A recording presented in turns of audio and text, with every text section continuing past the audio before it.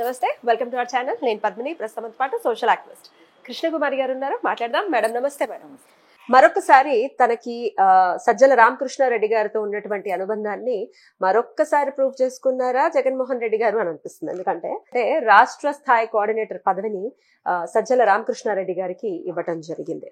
అయితే ఆయన మీద తీవ్ర అసంతృప్తి ఉంది శ్రేణుల్లో, అది అందరికీ తెలిసినటువంటి విషయమే. అయినప్పటికీ ఈ సమన్వయపరిచేటటువంటి ఒక పదవిని మళ్ళీ ఆయనకే ఇవ్వటం ఎంతవరకు సమంజసం అనుకోవచ్చు? ఎట్లా నిర్వర్తిస్తారు ఈ పదవిని ఆయన అంటే ఏం చెప్తారు? అంటే ప్రాంతీయ సమన్వయకర్తల్ని అలాగే రాష్ట్రం మొత్తానికి సమన్వయకర్తని నియమించాలని జగన్మోహన్ రెడ్డి ఇక ఎలక్షన్స్ అయిపోయినాయి, ఓటమి అయిపోయింది, అన్నీ అయిపోయినాయి. ఇప్పుడు పార్టీని బలోపేతం చేసుకోవాలి అంటే మళ్ళీ 5 సంవత్సరాల్లో వచ్చే ఎన్నికలకి మనం సమాయత్తం కావాలి, సన్నద్ధం కావాలి. ఏ పార్టీ అయినా చేసేది ఇదే, అదేం పెద్ద వింత విచిత్రం కాదు. కాకపోతే మామూలుగా ఏం చేస్తారంటే పోయినసారి ఆయన నాయకత్వం ఉన్న సందర్భంలో పార్టీ ఓడిపోయింది కదా, అలాంటప్పుడు చాలా పార్టీలు ఏం చేస్తాయి అంటే వాళ్ళని పక్కకు తప్పించి వేరే వాళ్ళకి అవకాశం ఇస్తారు. ఇప్పుడు నీకు ఇచ్చాం బాబు, నువ్వెంత దున్నుతావో దున్ను అన్నట్లు అవకాశం ఇస్తారు. ఇది పెద్ద విచిత్రం, ఇది జనరల్గా జరిగేది. అది కానీ ఎప్పుడూ అందరూ చేసేదానికి విరుద్ధంగా ఈయనే సజ్జల గారిని మళ్ళీ కొనసాగించడం అంటే ఏంటి అంటే, ఇప్పుడు షేర్ మార్కెట్లో డబ్బులు పోగొట్టుకునే వాళ్ళు అమ్మాయ బుద్ధి వచ్చింది, ఇంతే చాలు, ఈ డబ్బులు పోయినాయి ఇంకొద్దు అని అనుకుని బయటకు వచ్చేసేవాళ్ళు కొంతమంది ఉంటారు. వాళ్ళే ఎక్కువ మంది ఉంటారు, వచ్చేవాళ్ళు కూడా ఉంటారు తెలివైన వాళ్ళు. కానీ కొంతమంది రారు. ఏంటి వాళ్ళ ఉద్దేశం? పోయిన చోటే వెతుక్కోవాలనుకుంటారు, ఇంకా పోగొట్టుకుంటారు, ఇంకా పోగొట్టుకుంటారు. ఇంకా ఓపికగా ఉంటే వస్తాయేమో తెలియదు. ఏదైనా ఇది లాటరీ లాంటిది షేర్ మార్కెట్. రాజకీయాలు కూడా ఇప్పుడు లాటరీ అయిపోయింది. అయితే ఈ పరిస్థితుల్లో ఆయన్ని మళ్ళీ కొనసాగించడం వెనకమాల జగన్మోహన్ రెడ్డి ధీమా ధైర్యం ఏంటి అని అనుకుంటే ఒకటే, ఆయన ఏదైనా నమ్మాడంటే ఇంక నమ్ముతాడంతే. ఇప్పుడు మొన్న అభ్యర్థుల్ని మార్చారు. అభ్యర్థుల్ని మార్చమంటే ఆయన ఏం చేశాడు? ఇది తెలంగాణ నుంచి నేర్చుకున్న విషయం.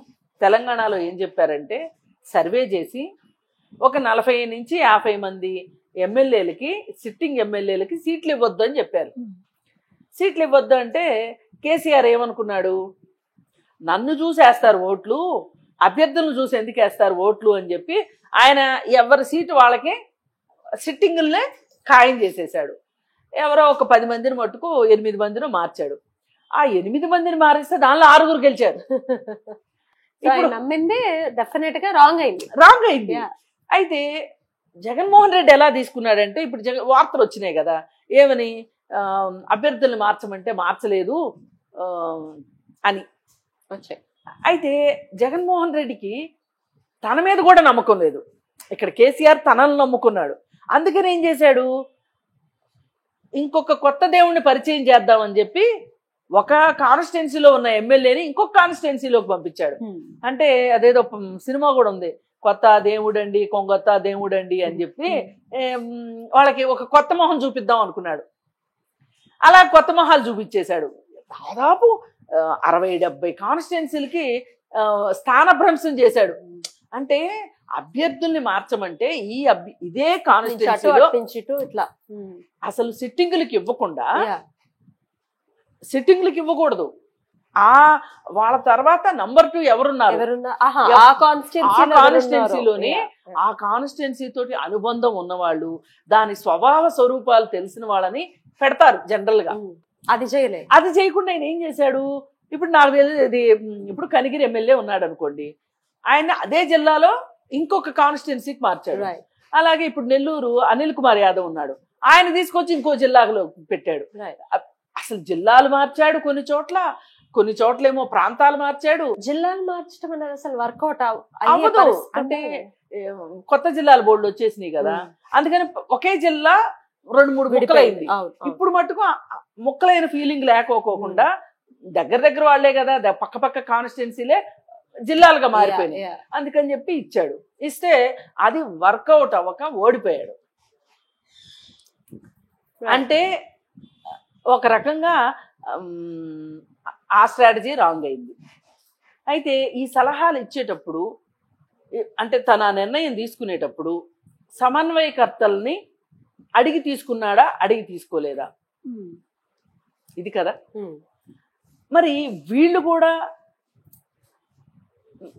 రాజుగారికి ఎదురు చేయటం ఎంతవరకు కరెక్టు, శిరఛేదాలు చేయించుకోవటం ఎంతవరకు కరెక్టు అని చెప్పి ఏం చేశారు, మీరే బాస్ ఈజ్ ఆల్వేస్ రైట్ అన్నారు. ఆల్వేస్ రైట్ అనేసరికి అది కాస్త రాంగ్ అయి కూర్చుంది.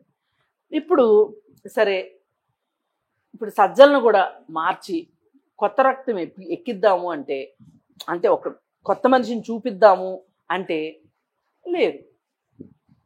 ఎవరున్నారు అసలు? సజ్జలు కాకుండా ఆ స్ట్రేచర్ ఉన్న నాయకుడు వైసీపీ పార్టీలో ఎవరున్నారు? ఎవరు లేరు. పెద్దిరెడ్డి రామచంద్రారెడ్డి తప్పితే ఎవ్వరూ లేరు. అయితే పెద్దిరెడ్డి రామచంద్రారెడ్డి తోటి ప్రాబ్లం ఏంటి అంటే, ఆయన కనిపించిన వాళ్ళతో అలా తగాద పెట్టుకుంటాడు. ఇప్పుడు రోజా